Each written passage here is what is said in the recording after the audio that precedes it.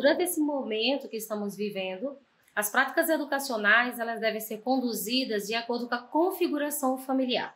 É importante especificamente que sejam utilizadas rotinas para que facilite o dia a dia da família, para que facilite o dia a dia da criança, para que a criança compreenda o que é que vai acontecer e como isso vai acontecer durante o dia.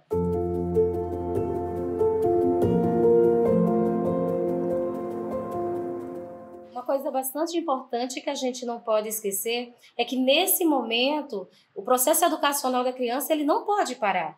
Então é importante que a família ele se esforce para que esse processo educacional ele seja equilibrado, não é? Seja equilibrado de acordo com o dia a dia de cada criança, com a rotina de cada família, com a configuração familiar de cada um. Então, por exemplo, sistematiza a hora do banho, a hora de comer, a hora de fazer atividades escolares, a hora do brincar livre. E aí vem também o momento de brincar junto com a mamãe, de brincar junto com o papai, de brincar com a vovó, com o vovô. E aí você vai obedecendo as configurações da sua família. Quem está inserido nesse espaço? A criança tem irmão, então é o momento de brincar com o irmãozinho também, ou com a irmã. Então, todo esse processo educacional de aprendizagem, ele deve ser estabelecido principalmente nesse período. Mas, terminando a pandemia, faz-se importante que toda a sistematização que foi colocada como regras e limites para a criança,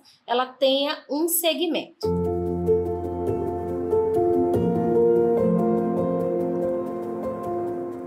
Durante o período de quarentena, faz-se importante a compreensão que as modelagens e aprendizagens da criança, elas precisam ser reforçadas. Não só a questão do convívio social, mas também as práticas educacionais cognitivas. O que isso quer dizer? É como a criança aprende. É como a criança ela estava dentro de um processo adaptativo escolar e esse processo adaptativo agora sofreu uma quebra. Então, o que as famílias precisam fazer? Precisam retomar esses processos, tendo por base o auxílio das escolas ou dos próprios pais, que podem imprimir atividades e tarefinhas e trazer essas atividades para casa, para que a criança, dentro do seu processo de rotina, também possa estar realizando essas atividades. É importante compreender que, se a criança fica momentaneamente livre ou durante o tempo livre apenas em telas, ela não está desenvolvendo o cognitivo.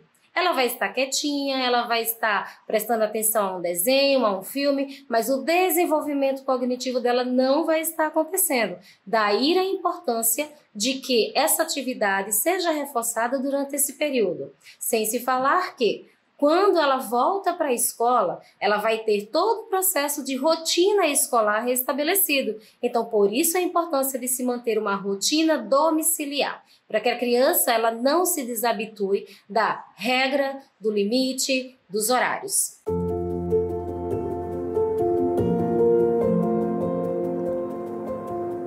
Nesse período, a gente pode estar se perguntando, mas como que eu vou engajar o meu filho diante de uma rotina?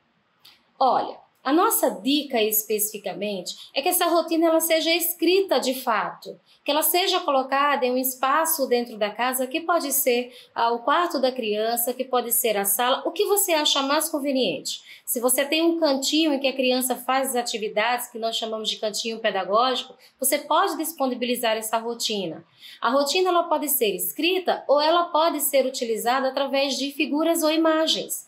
Inclusive, para pessoas que têm autismo, para crianças com autismo, é o trabalho que realizamos dentro do processo de compreensão de que a criança precisa realizar alguma atividade, em que momento essa atividade vai estar acontecendo. Então, ali eu vou colocar o que a criança vai fazer durante o dia, de que forma ela também vai estar colaborando dentro do ambiente da casa, mas uma coisa importante, eu preciso obedecer à idade da criança. Então, vamos lá. Se eu tenho uma criança com 1 ano de idade, por exemplo, ela consegue guardar os próprios brinquedos? Então, aí ela vai guardar os brinquedos com auxílio dos pais. Mas a criança acima dessa idade, ela já tem a condição de ser ensinada a guardar os seus próprios brinquedos. E aí a gente vai trazendo novas oportunidades de aprendizagens e de colaboração das crianças de acordo com a idade dela. Então, você pode solicitar que a colaboração seja na arrumação do quarto, seja na arrumação da sala.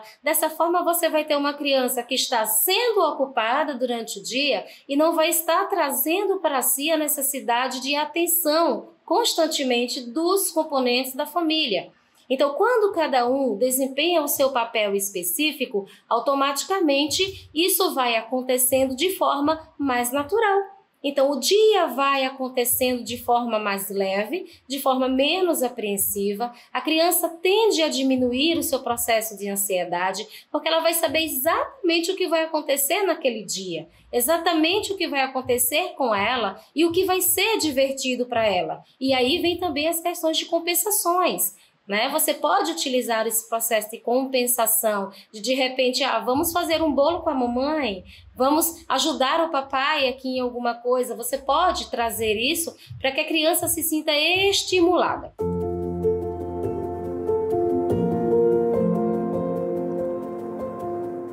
Esse período também é um período importante e ele pode trazer benefícios, sim. É o momento em que a família ela está mais presente, ela está mais junto com a criança e automaticamente ela pode refazer ou ressignificar alguns comportamentos sociais que a criança tem apresentado.